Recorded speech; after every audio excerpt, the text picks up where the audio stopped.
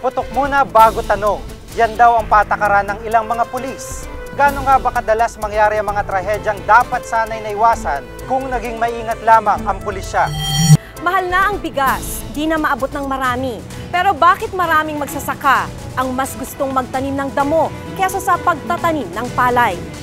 Karamihan sa mga bapor ng gobyerno segunda mano at binili ng mahal mula sa mga dayuhan. Pero alam nyo ba na ang ilan sa mga dayuhang ito sa Pilipinas din nagpapagawa? Personal naming inalam. Sinaliksik ang bawat anggulo. Bawat detalye, kinumpleto. Lahat ng yan nakatala Sa Reporter's Notebook.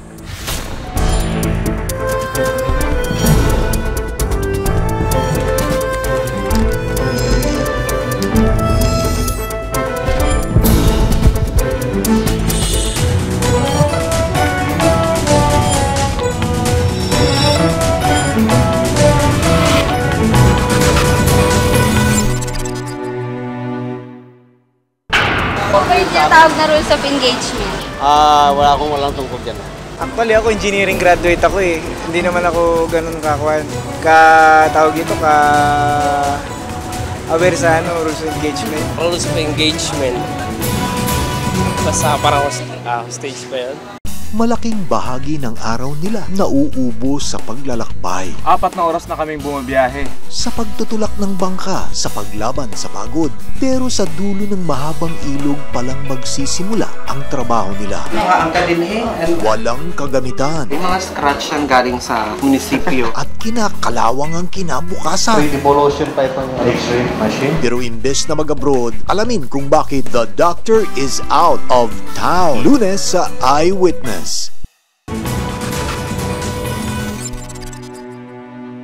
Putok muna bago tanong.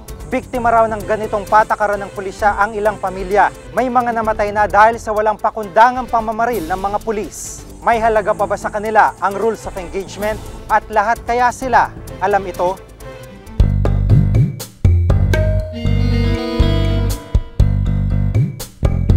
Buksan ang lahat ng bintana! Dandang ilabas ang dalawang kamay! Ito ang ilan sa mga eksenang aming nasaksihan sa isang training ng PNP. Ang senaryo, haharangin ng isang grupo ng mga tumatakas na holdapper. Isa lang ito sa mga papel ng pulisya sa tunay na buhay. Daba! Daba! Daba! Patungo ka naman mo! Ano? Lahat ng suspect timbog sa kanilang close quarter battle training. Daba! Mabilis, malinis ang trabaho. Pasadong-pasado kung ang resulta ng practice ang pagbabasehan. Pero hindi lahat ng napapag-aralan ay nagagamit ng mga pulis sa tunay na buhay. Nung nakarang linggo, pinagbabaril ng mga miyembro ng SWAT sa Navotas ang FX na ito. Hinala raw kasi ng mga pulis, mga papatakas na magnanakaw ang lula ng FX. Pinaulanan ito ng bala kahit pakita ng mga pulis ang sakay na pasahero. Bukas daw ang lahat ng bintana ng sasakyan habang nakahimpil ito sa isang gasolinahan. Nagpaputok, tas kasi nakahinto yung sasakyan namin, tas hindi namin alam na ano yun na pala kami. Tas yun, pagkaputok nila, mga 5 beses, tas pinababa kami, tas lahat kami pinadapa. Kahit may sugatan, swerte ang pamilyang ito, walang namatay sa kanila. Pero matindi ang trauma sa pamilya ng insidente. Kami hanggang ngayon, naisip ko pa yung nangyari. Tatakot pa rin ako, nervous pa rin. Alam, katapusan namin lahat eh. Siyempre, pulis kami, nag-react kami dahil robbery hold-up. Suspended sila, no? They're not allowed to do their work. At ang worst pa rito, they're not allowed to go home. So, ito, temporary lang naman to. Then, yung sa administrative case will go on once na na-acquire na namin yung mga documents that will be the basis for the filing of administrative case against them. Cover! Rules of engagement, mga lituntuning dapat ay sinusunod ng lahat ng mga pulis sa pagresponde sa bawat operasyon. Lumalabas na sa insidenteng nangyari sa Navotas, hindi raw ito nasunod ayon kay Professor Harry Roque ng UP.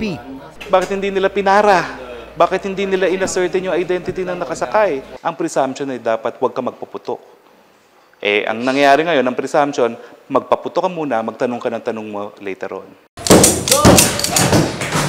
hindi na bago masangkot ang pulis sa ganitong uri ng kaso. 10 taon na nakakalipas, ito ang inabot ng mag-amang Remigio Alcantara Sr. at Jr. Sa paghihinalang sila'y mga magnanakaw, pinaulanan ng balang kanilang sinasakyang Light Ace van. Mahigit 100 tama ng bala ang tinamo ng sasakyan. Dito nagwakas ang kanilang buhay. Lumalabas sa investigasyon na bukod sa mga gwardya, sumali sa pamamaril ng van ang mga pulis. Agad na nagsampa ng demanda ang pamilya Alcantara. Pero 10 taon na, wala ni isa sa mga nakapatay sa mag-ama ang naparusahan. Ay napakasakit talaga. Kaya nung mga araw na yon, hanggang sa buwan ang tinagal ko sa Manila ka-follow up, hanggang sa naubos halos ang pera namin. Ay ako'y suicide noon. Kahit sinong makaharap ko, inaaway ko kasi gusto ko mabigyan ng katarungan yung mag-ama ko. Ang pambansang awit ng Republika ng Pilipinas. Gabay ng bawat pulis ang rules of engagement. Ang pagbabasa o pagsasaulin nito ay dapat isinasapuso. Pero sa aming pag-ikot at pagtatanong, ang ilang mga pulis, walang malay at walang alam kung ano nga ba ang ibig sabihin nito. Actually ako engineering graduate ako eh. Hindi naman ako ganun aware sa rules of engagement. Rules of engagement. Basta parang hostage pa yun. Ano ba yung tinatawag na rules of engagement? Walang tungkol dyan. Yung isang na kailangan na tunay na pag-aresto sa isang kriminal.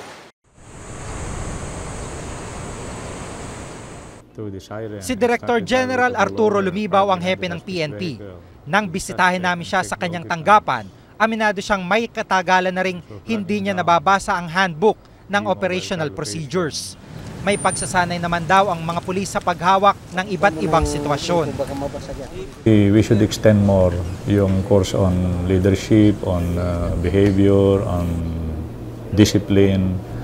And it takes months and even years to develop really what we would like our people to be in the police service. Kasama si PNP Public Information Chief Senior Superintendent Leopoldo Batawil, pinasadahan nila ang kanilang handbook. Alam dapat ng pulis kung kailan aatake sa kalaban. Pero ayon din kay Lumibaw, judgment call o personal na desisyon ng mga pulis ang kadalasang nangyayari. It will be on your sound judgment to decide if what you are going to do is the right action depending on your appreciation of the situation. I think in their case, wrong appreciation yung nangyari doon. Kasi akala nila yun na yung subject. Bukod nga doon sa competence, dapat meron ding proven record na maintindihan nila kung anong batas at saka dapat suriin din natin yung kanilang pagkatao, no? Dahil hindi naman lahat ng tao ay binibigyan ng baril, no?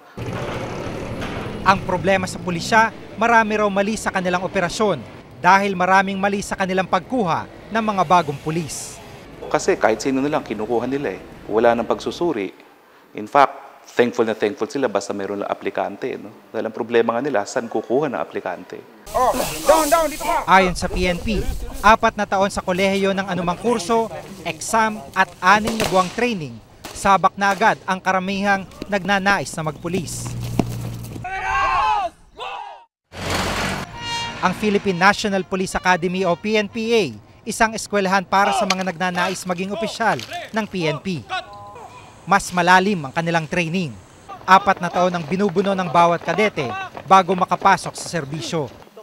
Malinaw daw ang mga nagiging pagkakamali ng mga pangyayaring tulad sa Navotas. May pagkukulang siguro sa training yun. At gaya ng sinabi ko kanina, overzealous. Masyadong in the performance of their duties and responsibilities. Ay nakakalimutan yung basic na requirement ng batas. Ayon sa rules of engagement, bago gumamit ng pwersa, kailangan may sapat munang dahilan. Dapat ay talagang nalalagay sa peligro ang buhay ng pulis at ang natitirang depensa na lamang niya ay ang kanyang armas. Pero hanggat wala sa panganib ang kanilang buhay, dapat unang isaalang-alang ang kaligtasan ng sibilyan.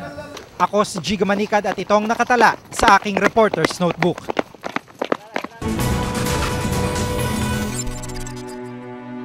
Kasi may mga barko kasi na nasunog sa labas. Binibili natin dito, nire-repair natin dito. Pag napinturahan mo na yan, hindi mo na mukhang nasunog yan eh. Magiging delikado na ito, gawin tayong tapunan na talaga ng lumang barko dito eh. Malaking bahagi ng araw nila nauubos sa paglalakbay. 4 na oras na kaming bumabiyahe. Sa pagtutulak ng bangka sa paglaban sa pagod. Pero sa dulo ng mahabang ilog palang magsisimula ang trabaho nila. Mga angka din Walang kagamitan. May mga scratch yan galing sa munisipyo. At kinakalawang ang kinabukasan. Evolution pa itong X-ray machine. Pero imbes na mag-abroad, alamin kung bakit the doctor is out of town. Lunes sa Eyewitness.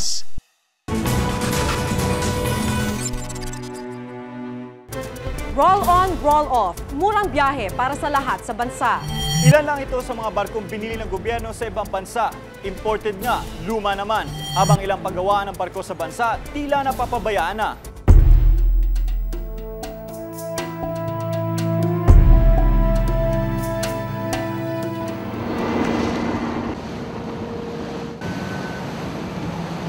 Araw-araw ganito ang eksena sa ating mga pier. Mga taong animoy langgam na pumipila papasok at palabas sa kanilang lungga, ang mga ferry boat. Isa sa mga kumpanya ng ferry ang Montenegro Shipping. Nagsimula noong 1967 at bumabiyahe sa Batangas, Lucena, Iloilo at Mindoro. Ang mga ferry boats nila mga segunda manong galing sa Japan. Nabili sa halagang 40 million pesos ang bawat isa. At ang mga ito ay 10 hanggang 20 taon na raw. 50 lahat ng shipping company sa bansa. Lahat sila bumibili ng segunda manong barko mula sa Australia, United States, Great Britain o Japan. Maging ang Philippine Navy bumibili rin ng segunda manong barko. Mahigit 100 barko ng Philippine Navy ang umiikot sa iba't ibang panig ng bansa ngayon, pero wala ni isa rito ay bago. Ang mga ito raw ay 20 taon na at puro second-hand vessel na inaangkat sa iba't ibang bansa. Yung mga gawa ng Amerika na ginamit ng World War II, yun ang ginagamit nating barko ngayon. In fact, our top 3 vessels sa World War II vintage vessels. 1997 nang huling bumili ang Philippine Navy ng 3 second-hand Peacock vessel mula sa United Kingdom sa halagang 112 million pesos. Di pa kasama rito ang makagamitang pangyera sa barko. Nasa 800 billion pesos daw ang isang bagong barko. Pero nasa 1.2 billion pesos ang inaasahang gastusin ng Navy para i-upgrade ang 3 nabiling second-hand Peacock vessel ngayong taon. Hindi kaya talaga ng gobyerno pa natin na bumili ng bagong barko at present. Hindi natin kaya talaga. So tayo, kami naman sa Navy, siyempre naghihintay lang tayo. For example, ang budget natin for the Navy is around 70 to 80%. Porko nito salary and allowances ng ating mga tao Di tulad ng Philippine Navy, brand new ang 8 search and rescue vessel na nabili ng Philippine Coast Guard mula sa Australia. Nasa 1.3 billion pesos ang halaga ng 8 vessel ng Coast Guard na binili mula 1998 hanggang 2003 at ito raw ay pautang ng Australian government. That was, yung plano niyan, that was made a long time ago by the previous administration. So apparently at that time, medyo hindi tayo masyado siguro sa shipbuilding. Sa gitna ng lahat ng ito ay inisip ko kung bakit umaangkat pa tayo ng mga vessel, samantalang may kakayahan pala tayong gumawa. Ang kapasidad nating gumawa ng sariling barko ay makikita dito sa Balamban, Cebu. Dito kasi matatagpuan ang 2 shipbuilding company na gumagawa ng iba't ibang klase ng barko. Ito yung isa sa Roro passenger vessel na gawa ng FBMA Incorporated dito sa Arpili, Balamban, Cebu. Mahigit 1 taon daw nilang ginagawa ang barkong ito at ngayon ay nagkakaroon na lang sila ng konting pagtatapos sa ilan pa mga detalye ng barko at para i-deliver na ito sa bansang Holland. Ito ay patunay lamang na basta gawang Pinoy ay pang-export. 1995 na magsimula sa paggawa ng mga barko ang Aboitiz FBM, isang shipping company na buong pagmamayari ng Pinoy. At ang isang chief operating officer ng kumpanya, isang British. World class, they have to meet international IMO standards. This company is now an ISO 9001-2000 accredited company. All the materials we buy, all the systems, all the procedures have to meet international classification requirements. Mga passenger vessel ang ginagawa ng shipping company na ito. 22 ferry na raw ang nagawa nila. Nasa 110 million hanggang 1 billion pesos ang isa. Lahat ay world class dahil ini-export pa sa Australia, Estados Unidos at Europa ang mga gawang barko. Marami na tayong na-employ. Ito lang sa Tunisia, we have about 5,000 na-employ. Dito po? Taga rito. 70% of that taga rito. Sa katunayan, naabutan pa namin ang pagpalaot ng bagong ferry na ito patungong Europa. At dahil gawa ng Pinoy, pinasakay pa nila ang mga lokal na residente ng Cebu. Sa Balamban din matatagpuan ng Chunichi Industries. Gumagawa naman ito ng malalaking barkong tulad ng oil tanker at bulk carrier. Ito naman ay 30% Filipino-owned, pero ang kabuuan ng manpower ay purong Pinoy. Pinili nila tayo because of the patience ng Pinoy. Yung craftsmanship natin, yung maliliit na bagay, binubuting-ting natin yun. Nila, kahit maliliit na kuwan, pinapasok ng Pilipino yun. Matyaga ang Pilipino din. Pinasok namin ang loob ng isang barko. Lahat ng trabahador dito, puro Pinoy. Pinasok din namin ang isang barkong tapos na. At ayon sa security manager, de kalidad ang pagkakagawa dito. Ang mga pader at kisame, yari sa ceramic kaya di raw masusunog. Lahat ng bintana, double glass para mas matibay. Magandang balita daw na may shipbuilder sa bansa ayon kay Ruth Mercado, editor ng shipping section ng The Freeman Cebu. Pero nakapanlulo mong isipin na umaangkat pa tayo ng mga lumang barko, gayong may kakayahan naman tayong gumawa ng mga sasakyang pandagat.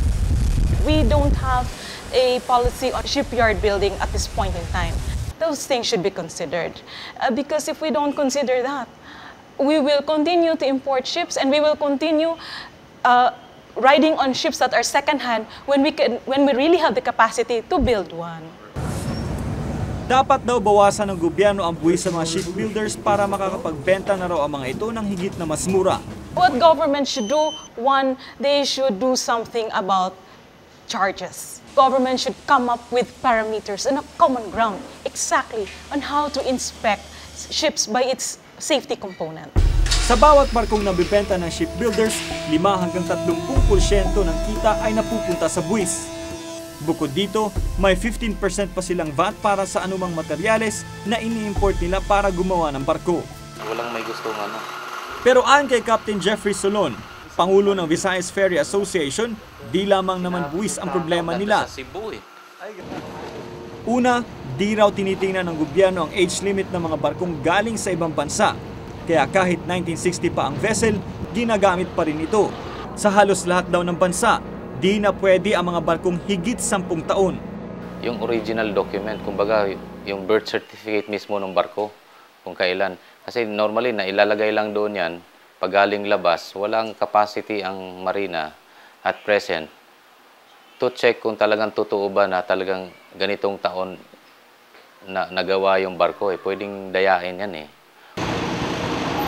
Hindi rin daw tinitinan kung nakailang repair na ang second-hand vessel na galing sa ibang bansa. Kumbaga raw kasi sa kotse, kung nakasampung repair na ito ay magiging sirain na rin ito. Kasi may mga barko kasi na nasunog sa labas. Binibili natin dito, nire-repair natin dito. Pag napinturahan mo na yan, hindi mo na mukhang nasunog yan eh. Magiging delikado na ito para gamitin sa ating bansa. Huwag naman gawin tayong tapunan na talaga ng lumang barko dito. Nache-check palagi ang seaworthiness ng barko na yan. Okay? Inaakyat sa shipyard yan, tine-check lahat ng detalya yan, ini-inspection namin kung meron bang portions ng barko na dapat palitan dahil kung hindi papalitan yan, baka madisgrasya yun. Ayon sa Maritime Industry Authority o Marina, ang ahensyang may kontrol sa industriya ng pagbabarko, may bagong batas daw silang isinusulong, ang Republic Act 9295. Dito ay di na dapat lumampas sa 15 taon ang anumang vessel na papasok sa bansa. At dito rin daw bibigyan ng insentibo ang mga shipbuilder tulad ng VAT exemption. it gives certain incentives, no, Ano po mga- to the shipping industry, no, Ano? like VAT exemption. There are also the shipping companies are given the incentive to import engine parts, spare parts, or other safety equipment na meron silang some tax incentives there. So it could help the industry a lot. Masarap pakinggan ang mga plano at pangako ng gobyerno, pero hangga't di nangyayari ang mga ito, unti-unti ring lumulubog ang industriya ng pagbabarko sa bansa. At ito ang dapat agarang sagipin ng kinauukulan. Ako si Dan Campilan at ito ang nakatala sa aking Reporter's Notebook. Dati palay ang tanim dito, ngayon Bermuda na. Ito ang bagong pinagkakakitaan ng mga magsasaka. Matagal at maliit daw kasi ang kitaan sa palay, pero sa Bermuda, mabilis daw ang pera. Malaking bahagi ng araw nila nauubos sa paglalakbay. 4 na oras na kaming bumabiyahe. Sa pagtutulak ng bangka sa paglaban sa pagod.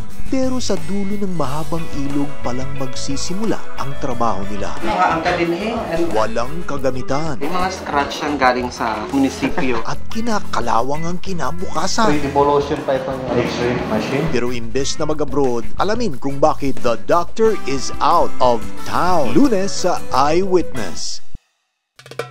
Ngayong summer, kita-kits sa Hong Kong. Si Rhea, sikat ang mga papasyalan. Party please, nangarap ka dito sa Hong Kong. Punta na kayo dito sa Landmark Mall. Sikat ang tour guide. Ito yung octopus card. Pero katakot tumawad. Come on, 7 here. Wala, okay. Ang nakakapanghina lang ng tuhod, ang mga OFW, binawasan ng sahod. Paano ang pamilya nila sa Pinas? Tutuklasin ni Ivan sa ikalawang yugto ng Pinoy Abroad sa Hong Kong. Miyerkules pagkatapos ng Damo at gulay. Sa halip na bigas, ito raw mas sikat na pananim ngayon para sa mga magsasaka. Mas madali raw alagaan, mas malaki pa ang kita. Kaya naman ang inaangkat nating bigas, lalong lumalaki. Bakit nga ba inabandona na ng maraming magsasaka ang pagtatanim ng palay?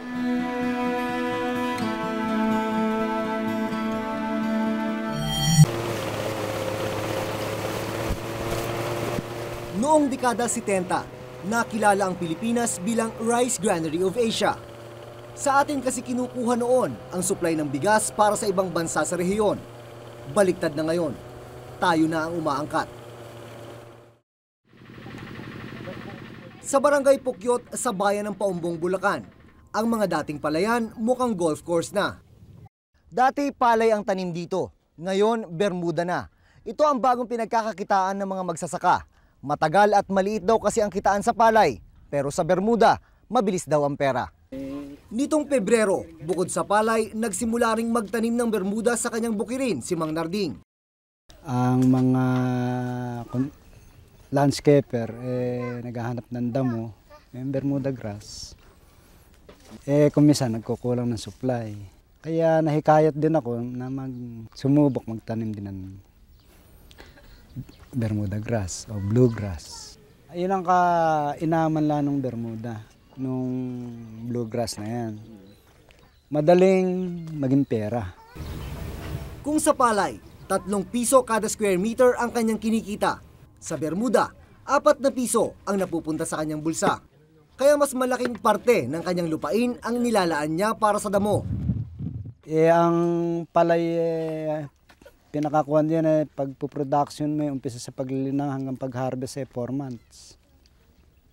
Dito, kapag yung mabilis ang takbo nga ng Bermuda, yun nga 20 days nakapagpasudsud ka na. Ang itinuturo nilang problema sa pagtatanim ng palay, kawalan ng maayos na irigasyon. Ang gusto ko Dinayo namin ang pinagmumula ng irigasyon sa lugar nila. Ito ang aming natagpuan. Barado ng nabubulok na basura ang kanal. Puno ng putik, kaya mabagal na ang agos ng tubig. Mas mainam daw kasi ang pagbebermuda, dilig lang ang katapat.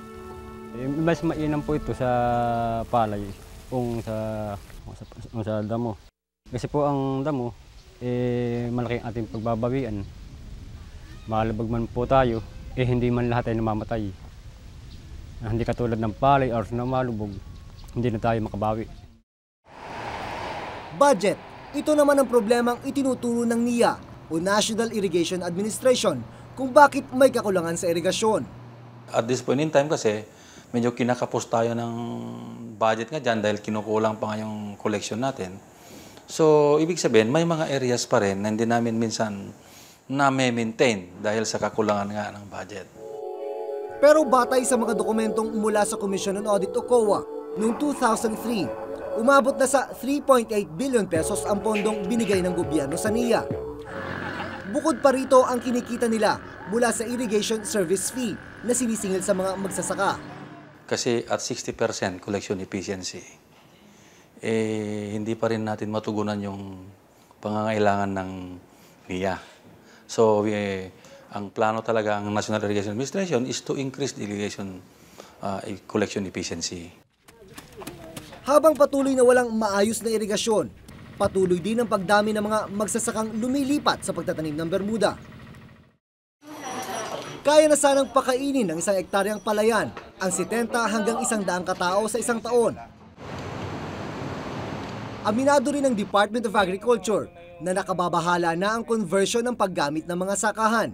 Humigit kumulang 10,000 hectares ang nakoconvert every year. Nakakita na ba kayo ng binhi ng hybrid rice? Dahil dito, ang isinusulong ng pamahalaan, pagtatanim ng hybrid rice. Hindi bababa ng 30% higher than the ordinary inbred certified seeds. At of course, ang isa pa rin ito, dahil bago ang teknolohiya ito, kailangan pa natin ng maraming seed producer.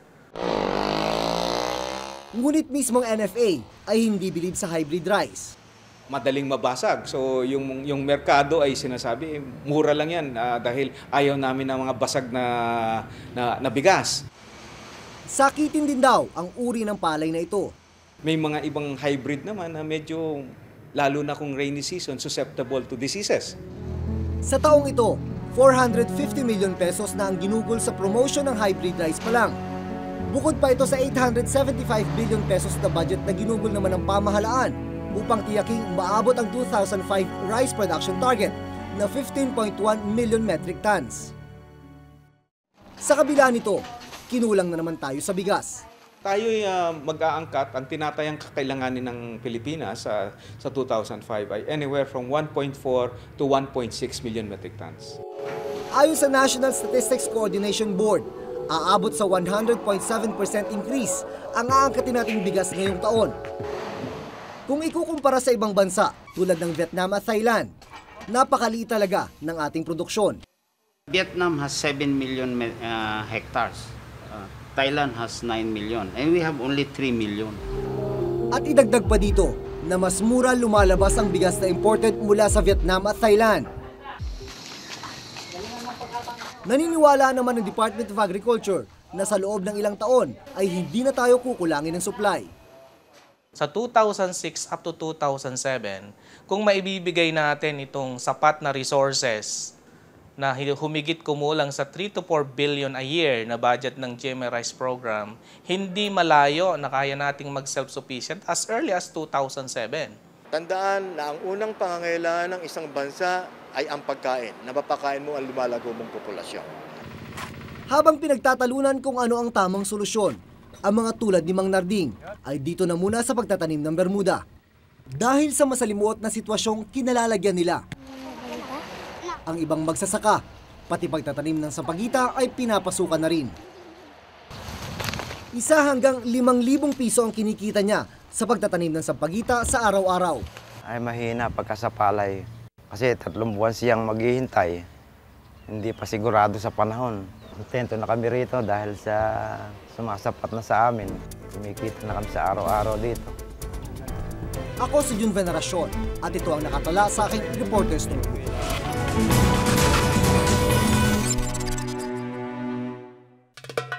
Ngayong summer, kita-kits sa Hong Kong. Si Rhea, sikat ang mga papasyalan. Party please, nangarap kayo dito sa Hong Kong. Punta na kayo dito sa Landmark Mall. Sikat ang tour guide. Ito yung octopus card. Pero katakot tumawag. Come on, 7 here. Wala, okay. Ang nakakapanghina lang ng tuhod, ang mga OFW binawasan ng sahod. Paano ang pamilya nila sa Pinas? Tutuklasin ni Ivan sa ikalawang yugto ng Pinoy Abroad sa Hong Kong. Miyerkules pagkatapos ng saksi. Kung may nais kayong ipasiyasat na isyo o balita, maaari kayong tumawag sa amin sa numerong 928-4239. Maaari rin kayong mag-email sa amin sa reportersnotebook@gmanetwork.com. At para sa karagdagang impormasyon, mag-log on lamang po sa www.igma.tv. Para sa malalimang pagtingin sa mga issue at balita, samahan niyo po kaming muli sa susunod na Martes. Ako po si Maki Pulido. Ako si Jiga Manicad at ito ang Reporter's Notebook.